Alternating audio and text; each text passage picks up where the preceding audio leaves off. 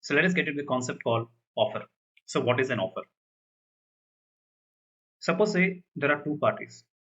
Say it is you and it is your friend, and you decided that you're going to sell your bicycle, right? So you decided to sell your bicycle, say for an amount of say 2,000 rupees, right? You bought the bicycle say for three years back. You bought the bicycle for the amount of say 10,000 rupees, okay? And you find that the bicycle uh, is not properly working, and you say that it is better that I will sell this bicycle for 2,000 rupees to your friend, right? So you approach your friend and you tell your friend, I want to sell my bicycle for rupees 2,000 rupees. So what you're doing is that here you are giving a proposal to your friend. So what is the proposal that you're giving is that I want to sell my bicycle for rupees 2,000. Okay, I want to sell my bicycle for rupees 2,000 to you. So this is the proposal given by you to your friend. So it is called an offer. You're giving an offer to your friend, okay, and you're also more specified with the terms that you're mentioning. What is the terms you have mentioned? The item that you mentioned is bicycle.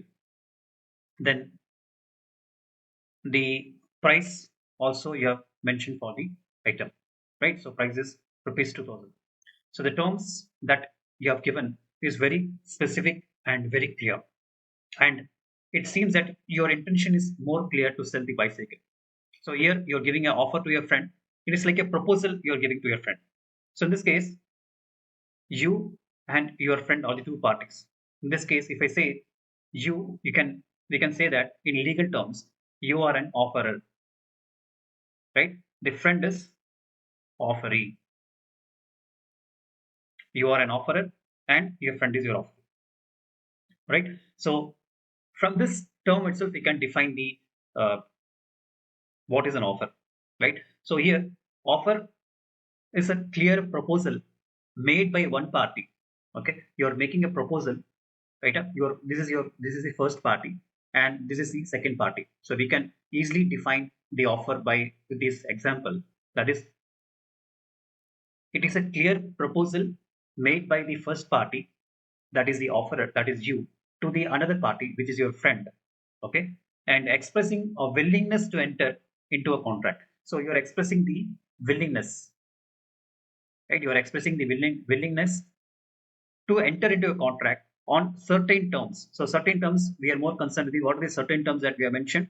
The terms is that the product is bicycle, okay, and the price that you are more specific is rupees 2,000. So these are the certain terms, okay, and you have the intention that it will become binding. So you have the intention that your friend will accept your proposal. Okay, so offeree may accept the terms if he is more favorable with the terms and conditions, then he will accept the offer. So this is the typical definition of an offer.